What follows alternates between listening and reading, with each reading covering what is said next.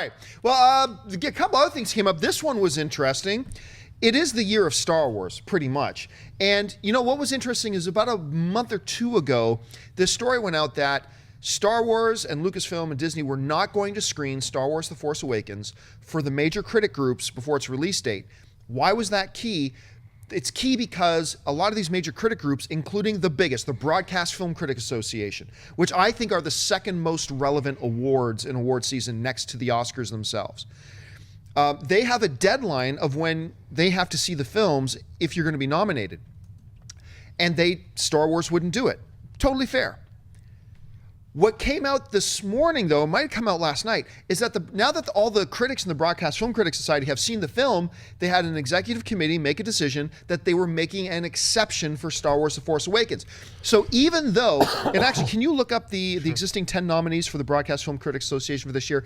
Even though the Broadcast Film Critics Association had announced their 10 nominees for Best Picture already, they have now changed it, and now it's a list of 11.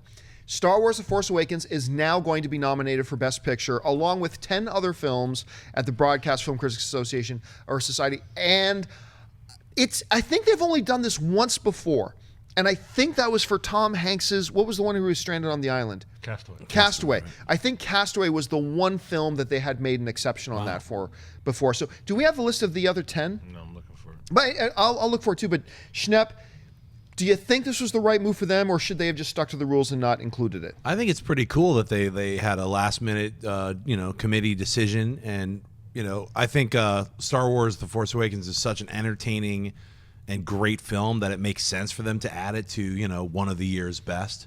To at the very least be in the category to be nominated to be one of the best. So it makes sense if the movie still broke all the box office that it did and it wasn't a good film, then I wouldn't feel that way. But I've already seen that film twice. I found it incredibly satisfying. What a fun adventure, and what a great return to that original feeling of the original Star Wars of excitement. So yeah, I think them going with the nomination of adding Star Wars as an 11th nominated, in this category makes a lot of sense. I mean, they're just fixing something that they couldn't fix, because honestly, that whole thing was all about spoilers, and it's still going on. I can't get in a car without somebody saying, I haven't seen the movie yet. So it's like they're very careful about that, and it's really important when you see the film to go in as fresh as possible without any knowledge of it. All right, so here are the films that are nominated for Best Picture for the Broadcast Film Critics Association. It is The Big Short,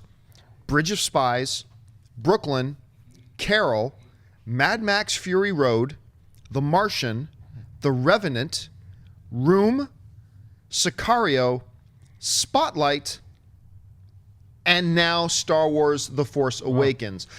Wow. 2 films on that list jump out to me as not being there. What's that? Hateful Eight. Right. Did not make their top 10, or as it is top 11, and Ex Machina.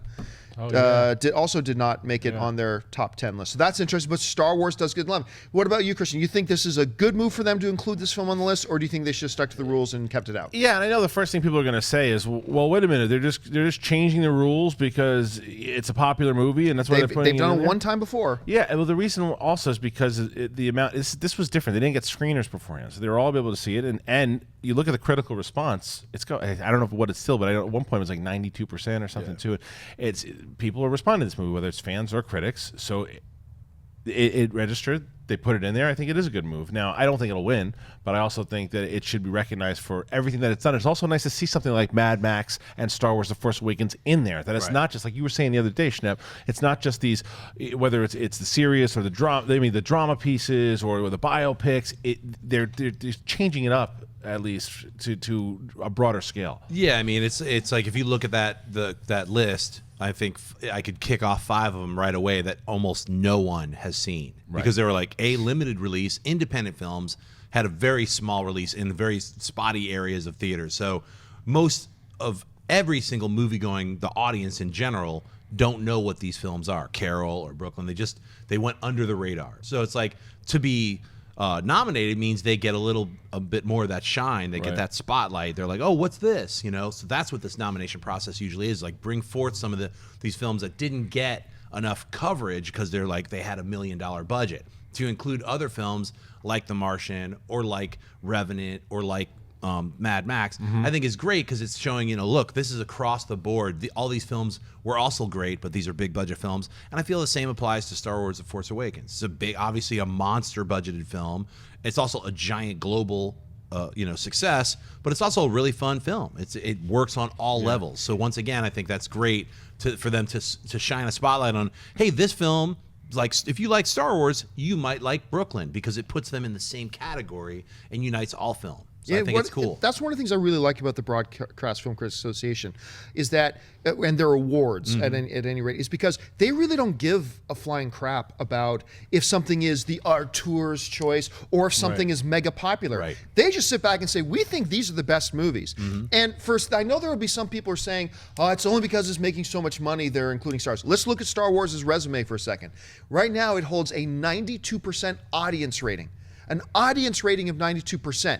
And a critic rating, everybody says critics don't like popular films. They don't like what's big, and it's got a 95% critic rating right now. 95% critic rating, 92% audience rating. Its resume supports it. It deserves a spot in this list, and I'm really glad they did it. Hey guys, if you like this clip, click here to watch the entire episode. Also, make sure you subscribe to our YouTube channel because it'll help you stay up to date with all the stuff we've got going on here at Collider.